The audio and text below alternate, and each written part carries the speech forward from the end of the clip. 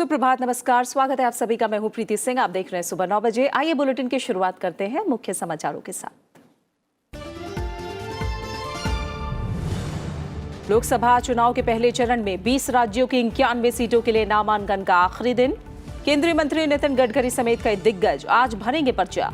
आंध्र प्रदेश, सिक्किम, अरुणाचल प्रदेश विधानसभा की सभी सीटों और ओडिशा की 28 सीटों के लिए भी नामांकन की आखिरी तारीख।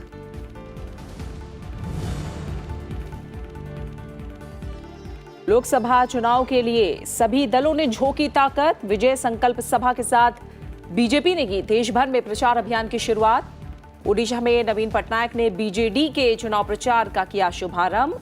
आंध्र प्रदेश के कडप्पा और चित्तूर जिले में टीडीपी प्रमुख चंद्रबाबू नायडू ने की रैलियां।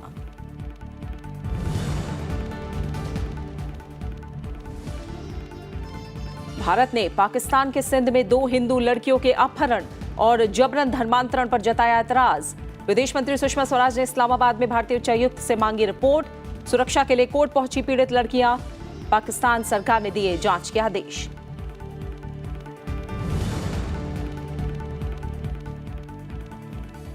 2016 के अमेरिकी राष्ट्रपति चुनाव में रूसी दखल का सबूत नहीं। अटॉर्नी जनरल विलियम बार ने रखा मुलर जांच रिपोर्ट का सार। राष्ट्रपति ट्रंप ने कहा कोई मिलीभगत नहीं, कोई बाधा नहीं, संपूर्ण तरीके से दोष मुक्त। I've ever heard there was no collusion with Russia. There was no obstruction and none whatsoever. Somebody's going to be looking at the other side, so it's complete exoneration, no collusion, no obstruction. और Malaysia में Sultan Azlan Shah cup hockey tournament में दूसरी जीत दर्ज करने से चूका भारत। रोमांचक मुकाबले में दक्षिण कोरिया ने खेल खत्म होने के 22 सेकंड पहले गोल करके मैच 1-1 से किया ड्रॉ। भारत का मेजबान मलेशिया से कल होगा मुकाबला। और आइए बुलेटिन की शुरुआत करते हैं लोकसभा चुनाव से जुड़ी खबरों के साथ।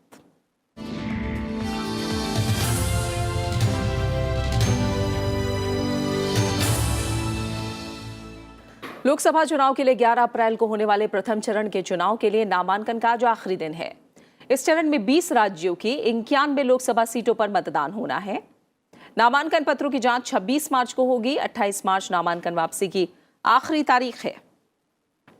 पहले चरण में 11 अप्रैल को 20 राज्यों की 91 सीटों पर मतदान होगा। जिन सीटों पर पहले चरण के दौरान वोटिंग होगी उनमें आंध्र प्रदेश की 25, तेलंगाना की 17, उत्तर प्रदेश की 8, महाराष्ट्र की 7, असम की 5, बिहार और ओडिशा की 4-4, अरुणाचल प्रदेश, पश्चिम बंगाल, जम्मू कश्मीर और मेघालय की 2-2 सीटें। वहीं मिजोरम, नागालैंड, सिक्किम, छत्तीसगढ़, त्रिपुरा, अंडमान निकोबार और लक्षद्वीप की 1-1 सीट शामिल है। 7 चरणों में देश भर की लोकसभा सीटों पर वोट डाले जाएंगे और नतीजों का ऐलान 23 मई को होगा। इसके अलावा आंध्र प्रदेश विधानसभा की सभी 175, अरुणाचल प्रदेश की सभी 60, सिक्किम की सभी 32 और ओडिशा की 147 में से 28 विधानसभा सीटों के लिए पहले चरण में 11 अप्रैल को मतदान होना है और इनके लिए भी नामांकन का आखिरी दिन आज है। लोकसभा चुनाव के लिए 18 अप्रैल को होने वाले दूसरे चरण में 13 राज्यों की 97 लोकसभा सीटों पर मतदान होना है। इन सीटों पर नामांकन दाखिल करने की आखिरी तारीख 26 मार्च होगी। नामांकन पत्रों की जांच अगले दिन यानी 27 मार्च को होगी। 29 मार्च नामांकन वापसी की आखिरी तारीख होगी, जबकि वोटों की गिनती 23 मई को होगी। 18 अप्रैल को दूसरे चरण में 97 सीटों पर मतदान होगा। दूसरे चरण में तमिलनाडु की 39, कर्नाटक की 14, महाराष्ट्र की 10, उत्तर प्रदेश की 8, बिहार, असम और ओडिशा की 5-5 सीटों पर और छत्तीसगढ़, पश्चिम बंगाल की 3-3 सीटों पर। वहीं जम्मू कश्मीर की 2, जबकि मणिपुर, त्रिपुरा और पुदुचेरी की 1-1 सीट पर मतदान होगा। सभा के दूसरे चरण की 35 सीटों के लिए भी कल तक नामांकन दाखिल किया जा सकेगा। बीजेपी ने लोकसभा चुनाव के लिए कल 9 और उम्मीदवारों की सूची जारी कर दी। इनमें 6 छत्तीसगढ़ के उम्मीदवार हैं। इसके साथ ही पार्टी ने राज्य की सभी सीटों के लिए उम्मीदवारों के नाम का ऐलान किया है। बीजेपी की लिस्ट में किसी पुराने सांसद का नाम नहीं है। पार्टी ने राज्य में सभी सांसदों का टिकट काटकर नए चेहरों को मौका दिया है। 2014 के लोकसभा चुनाव में बीजेपी ने यहां 10 लोकसभा सीटें जीती थी। छत्तीसगढ़ के अलावा बीजेपी की ताजा सूची में मेघालय, महाराष्ट्र और तेलंगाना से भी एक उम्मीदवार का नाम शामिल है। ताजा लिस्ट के साथ बीजेपी की तरफ से घोषित उम्मीदवारों की संख्या 306 पहुंच गई है। वहीं 2019 के लोकसभा चुनाव के लिए कांग्रेस की तरफ से कल प्रत्याशियों की 9वीं सूची जारी की गई और इस लिस्ट में पार्टी की तरफ से 10 प्रत्याशियों के नामों की घोषणा हुई है। इस लिस्ट में महाराष्ट्र की 4 लोकसभा सीट, बिहार की 3, तमिलनाडु, कर्नाटक और जम्मू कश्मीर की एक लोकसभा सीट के लिए उम्मीदवार के नाम का ऐलान किया गया है। लिस्ट में महाराष्ट्र के अकोला सीट से हिदायत पटेल, रामटेक सीट से किशोर उत्तम राव और हिंगोली सीट से सुभाष वानखेड़े को टिकट दिया गया है। वहीं चंद्रपुर से पूर्व में घोषित प्रत्याशी विनायक बांगड़े की जगह अब सुरेश धानोरकर को उम्मीदवार बनाया गया है। 9वीं सूची में बिहार की कटिहार सीट से पूर्व केंद्रीय मंत्री तारिक अनवर को प्रत्याशी बनाया गया है। इसके अलावा बिहार की ही किशनगंज सीट से मोहम्मद जावेद और पूर्णिया सीट से उदय सिंह को टिकट दिया गया है।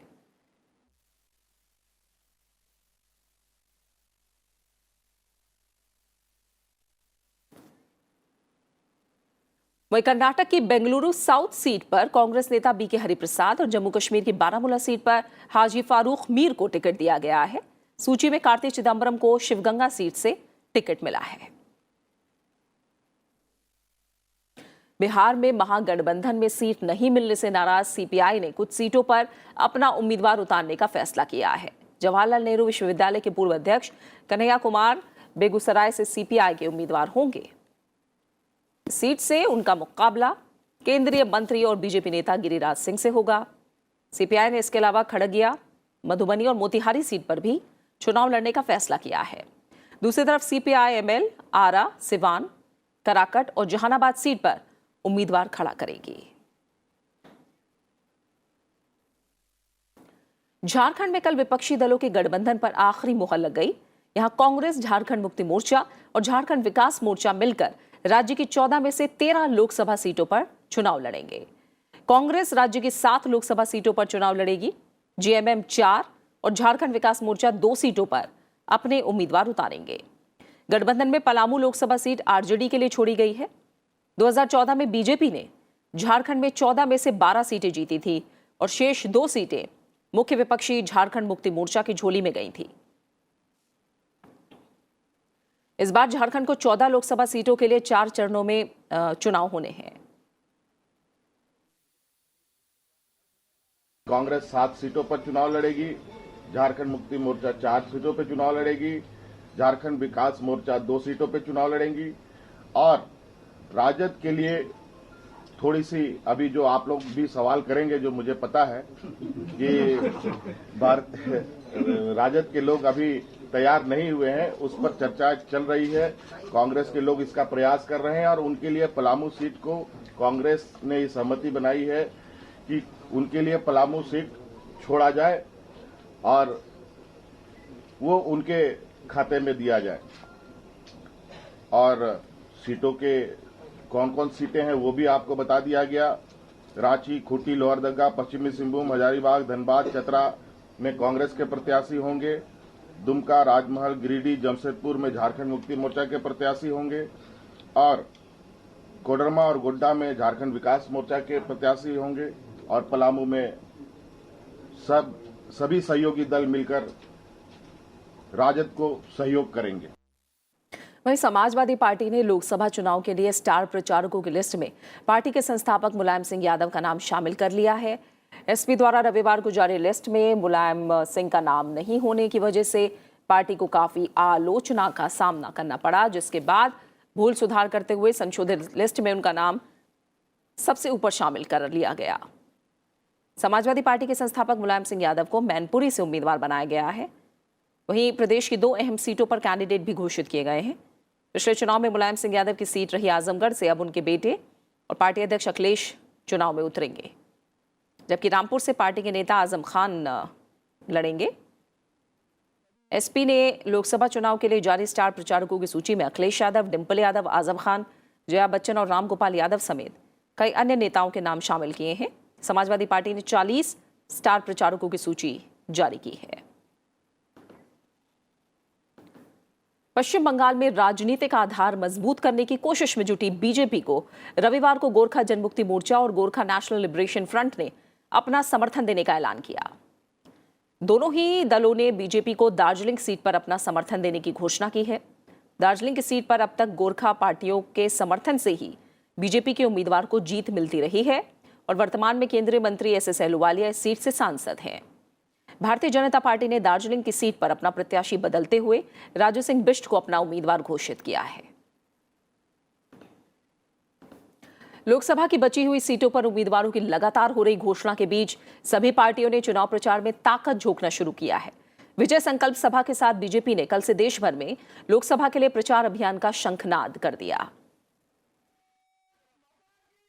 बीजेपी के राष्ट्रीय अध्यक्ष अमित शाह ने कल आगरा में विजय संकल्प रैली के साथ पार्टी के प्रचार अभियान की शुरुआत की। अमित शाह ने आगरा के कॉलेज मैदान में विजय संकल्प सभा को संबोधित किया। उन्होंने कहा कि यह चुनाव विकास बनाम भ्रष्टाचार का है। एक तरफ नरेंद्र मोदी देश का विकास के लिए आगे बढ़ रहे हैं और दूसरी तरफ ये गठबंधन भ्रष्टाचार और सत्ता के स्वार्थ का है। अमित शाह ने विपक्षी पार्टियों पर निशाना साधते हुए कहा कि हर कोई प्रधानमंत्री नरेंद्र मोदी को हराना चाहता है, लेकिन कोई भी चुनाव लड़ना नहीं चाहता। इस बीच अभिनेता राजनेता कमल हसन ने कल चेन्नई में अपनी पार्टी मक्कल निधि मय्यम का चुनावी घोषणा पत्र और उम्मीदवारों के नामों की दूसरी सूची जारी की। हालांकि उन्होंने भी आगामी लोकसभा चुनाव नहीं लड़ने की बात कही। उनको पूछते चुनाव कहां से लड़ोगे, कहते चुनाव नहीं लड़ेंगे। राज ठाकरे चाहते हैं मोदी जी को हटाया जाए, कहते पूछते चुनाव कहां से लड़ोगे, तो कि चुनाव नहीं लड़ते हैं। चंद्रा बाबू जी को पूछते चुनाव कहां से लड़ोगे लोकसभा का, कहते नहीं लड़ेंगे। ममता बनर्जी को पूछते चुनाव लोकसभा से कहां से लड़ोगे, कहते हैं नहीं लड़ेंगे। स्टालिन जी को पूछते चुनाव कहां से लड़ोगे, कहते हैं नहीं लड़ते हैं। चुनाव लड़ना नहीं है और मोदी जी को हटाने के स्वप्न एक गठबंधन वाले का देख रहे हैं। मित्रों, मुझे बताइए, एक और मोदी जी और तीसरी ओर इस सत्ता और स्वार्थ के लिए इकट्ठा हुआ एक गठबंधन है और एक गठबंधन इस देश का भला नहीं कर सकता। केंद्रीय मंत्री सुषमा स्वराज ने कहा है कि नरेंद्र मोदी सरकार ने अपने कार्यकाल के दौरान राष्ट्रीय सुरक्षा, देश के विकास और जन कल्याण के लिए काम किया। लोकसभा चुनाव के लिए नोएडा में बीजेपी की विजय संकल्प सभा को संबोधित करते हुए सुषमा स्वराज ने कहा कि लोकतंत्र में जवाबदेही का सिद्धांत होता है। इसका मतलब है कि जब आप लोगों के बीच वोट मांगने जाते हैं तो आप उनसे कुछ वादे करते हैं। जब आप दोबारा उनके पास जाते हैं तो आपको उनसे किए गए वादों का हिसाब देना होता है। उन्होंने कहा कि किसी भी सरकार के काम का मूल्यांकन करने के लिए 3 महत्वपूर्ण पहलुओं राष्ट्रीय सुरक्षा, देश का विकास और जन कल्याण के प्रति प्रतिबद्धता को देखना चाहिए।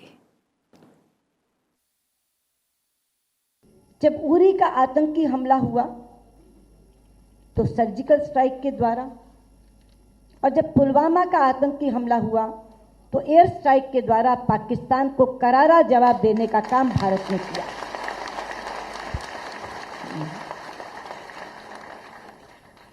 इससे पहले भी 2008 में बहुत बड़ा आतंकी हमला हुआ था देश में, जब यूपीए की सरकार थी। मुंबई टेरर अटैक, मुंबई का आतंकी हमला, 166 लोग शहीद हुए थे उसमें। 140 भारतीय थे और 26 लोग 14 अलग अलग देशों से संबंधित थे। इसलिए वो घटना भारत पर आतंकी हमले की न होकर के अंतर्राष्ट्रीय स्तर की बन गई थी। अगर उस समय की सरकार इस सूत्र को पकड़कर पूरे अंतर्राष्ट्रीय जगत में पाकिस्तान के खिलाफ एक माहौल बनाना चाहती तो बना सकती थी। इस बीच बीजू जनता दल के नेता और राज्य में मुख्यमंत्री नवीन पटनायक ने कल नयागढ़ से चुनाव प्रचार की शुरुआत की। इस मौके पर उन्होंने कहा कि उड़ीसा में बीजू जनता दल सभी 21 लोकसभा सीटों में से 21 लोकसभा सीटों में जीत हासिल करेगी और केंद्र में सरकार बनाने में अहम भूमिका निभाएगी। पहली चुनावी सभा को संबोधित करते हुए उन्होंने कहा कि बीजू जनता दल ने महिलाओं के लिए चुनाव में 33% सीट का आरक्षण दिया है। महिलाओं का विकास होने से देश का विकास होगा। बीजेडी ने विधानसभा चुनाव के लिए 9 उम्मीदवारों की एक और सूची भी जारी कर दी है। वहीं आंध्र प्रदेश में भी लोकसभा और विधानसभा चुनाव को लेकर प्रचार तेज हो गया है। सभी पार्टियां राज्य में प्रचार अभियान में जुटी हैं। इस बीच कल आंध्र प्रदेश के कडप्पा और चित्तूर जिले में टीडीपी प्रमुख चंद्रबाबू नायडू ने रैलियां की। इस मौके पर उनके निशाने पर जगन मोहन रेड्डी रहे। उन्होंने राज्य की सभी समस्याओं के लिए जगन मोहन रेड्डी को जिम्मेदार ठहराया। आंध्र प्रदेश में लोकसभा चुनाव और विधानसभा चुनाव एक साथ हो रहे हैं, लिहाजा यहां चुनावी पारा उफान पर है। राज्य की 175 विधानसभा सीटों और 25 लोकसभा सीटों के लिए 11 अप्रैल को मतदान होना है।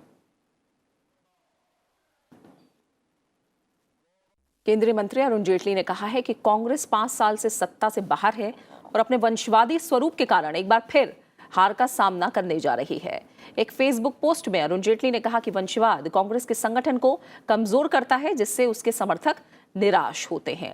वित्त मंत्री अरुण जेटली ने कांग्रेस नेतृत्व पर कटाक्ष करते हुए कहा कि वंशवादी पार्टियां कुछ पीढ़ियों के बल पर सफल होती हैं, लेकिन दूसरों को साथ लेकर डूब जाती हैं। उन्होंने इस बात पर हैरत जताई कि क्या कांग्रेस अपने वंशवादी चरित्र की कीमत चुका रही है। उन्होंने कहा कि आजकल कांग्रेस नेताओं के कुछ सामान्य बयान अक्सर सुनाई दे रहे हैं। साथ ही कहा कि वंशवादी पार्टियों में एक बड़ी खामी है। उन्होंने कहा कि अगर पार्टी की वर्तमान पीढ़ी सक्षम, करिश्माई और आत्मविश्वास से लबरेज है तो वंशवाद बड़ी जीत हासिल कर सकता है। पार्टी में उसके पीछे भागने का एक उत्साह होता है। अरुण जेटली ने कहा कि हालांकि अगर वर्तमान वंशवादी पीढ़ी में करिश्मा, समझ और लोकप्रिय आत्मविश्वास की कमी है तो परिवार के आसपास के लोग तेजी से निराश हो जाते हैं। क्या कांग्रेस पार्टी इसकी गवाह है? वंशवाद पर नेताओं को थोपने की बात करते हुए अरुण जेटली ने कहा कि नेता महान नहीं बनते, महानता उन पर थोपी जाती है। उन्होंने कहा कि वंशवादी दलों में उच्च क्षमता वाले पुरुषों के लिए बहुत कम जगह है। एक असुरक्षित नेता अधिक प्रतिभाशाली लोगों की छाया से भयभीत रहता है। एग्जिट पोल का प्रसारण लोकसभा चुनाव के अंतिम चरण के मतदान के बाद 19 मई की शाम से किया जा सकेगा। चुनाव आयोग के मुताबिक ये नियम सभी मीडिया और सोशल मीडिया प्लेटफॉर्म पर लागू होगा। निर्वाचन आयोग ने कहा है कि television, radio channel, cable network, website और सोशल मीडिया प्लेटफॉर्म ये सुनिश्चित करें कि सभी चैनल में मतदान खत्म होने से 48 घंटे पहले तक उनके कार्यक्रमों में ऐसी कोई सामग्री शामिल ना हो जिसमें किसी दल विशेष या उम्मीदवार का प्रचार या उसके प्रति किसी तरह का पूर्वाग्रह दिखाया जाए। परामर्श में मतदान पूर्व सर्वेक्षण और बहस विश्लेषण शामिल हैं। आयोग का कहना है कि वो चुनाव की घोषणा से लेकर चुनाव परिणाम की घोषणा तक प्रसारण पर निगरानी रखेगा। प्रधानमंत्री नरेंद्र मोदी ने लोकसभा चुनाव में लोगों की ज्यादा से ज्यादा भागीदारी सुनिश्चित करने के लिए रविवार को सोशल मीडिया पर एक नया कैंपेन वोट कर शुरू किया। उन्होंने ट्वीट करके देशवासियों से मतदान में बढ़ चढ़कर हिस्सा लेने की अपील की। साथ ही विभिन्न क्षेत्रों के दिग्गजों से लोगों को मतदान का महत्व समझाने और उन्हें ज्यादा से ज्यादा मतदान के लिए प्रोत्साहित करने का अनुरोध किया। प्रधानमंत्री ने कहा कि लोग ये सुनिश्चित करें कि उनके परिजन और मित्रगण मतदान में बढ़ चढ़कर हिस्सा लें। ये भी कहा कि लोगों के ऐसा करने से देश के भविष्य पर सकारात्मक असर पड़ेगा। प्रधानमंत्री ने मीडिया संस्थानों को टैग किया और ट्वीट करके कहा कि लोकतंत्र ज्यादा से ज्यादा मतदान से और मजबूत होगा। राज्यसभा टीवी की भी अपील है कि लोग बड़ी तादाद में मतदान में लोग हिस्सा लें और लोकतंत्र को मजबूत बनाएं।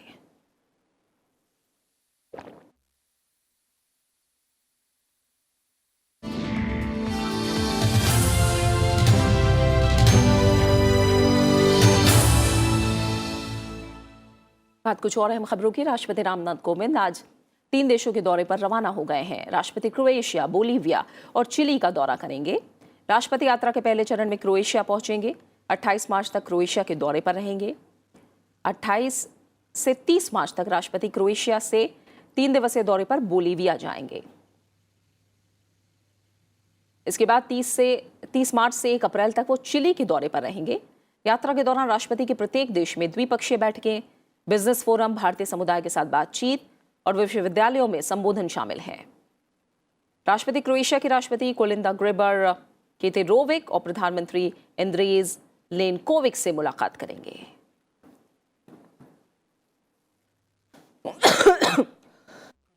From 25 to 28 March, Bolivia from 28 to 30th March, and Chile from 30th March to 2nd April.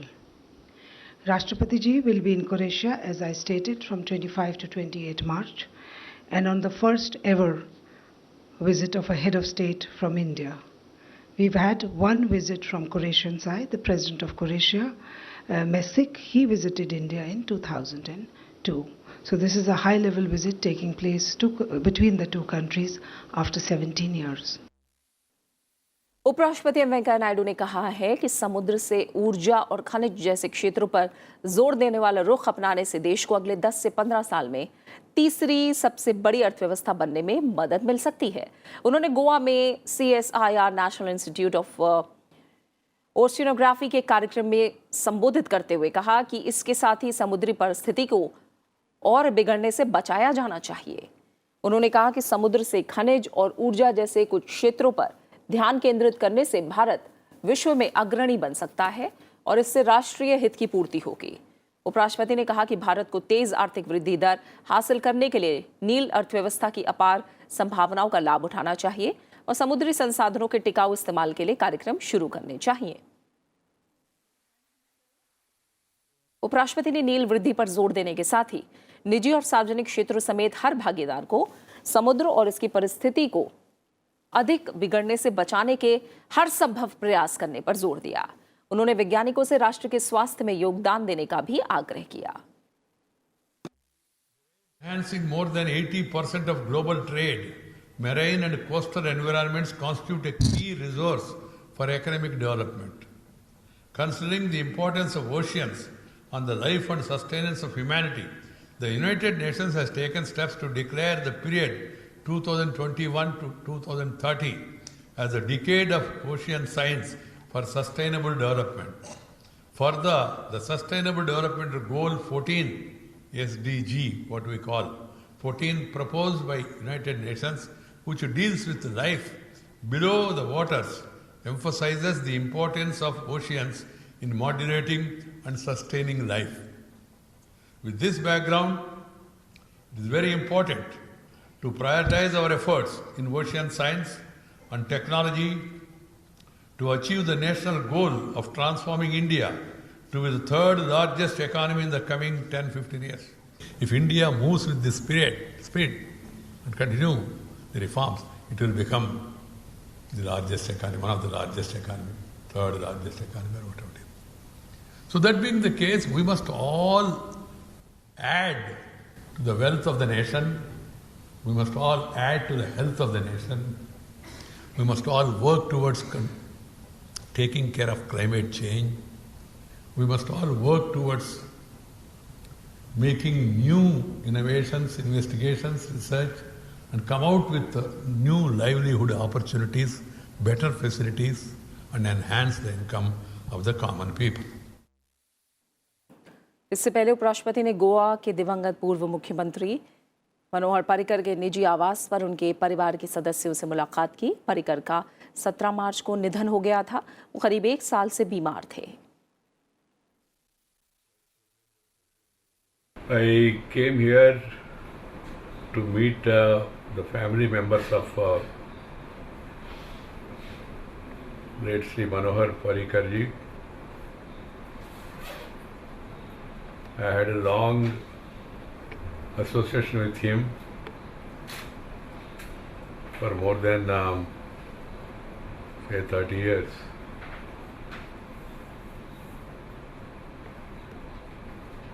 He is the finest politician of the modern times.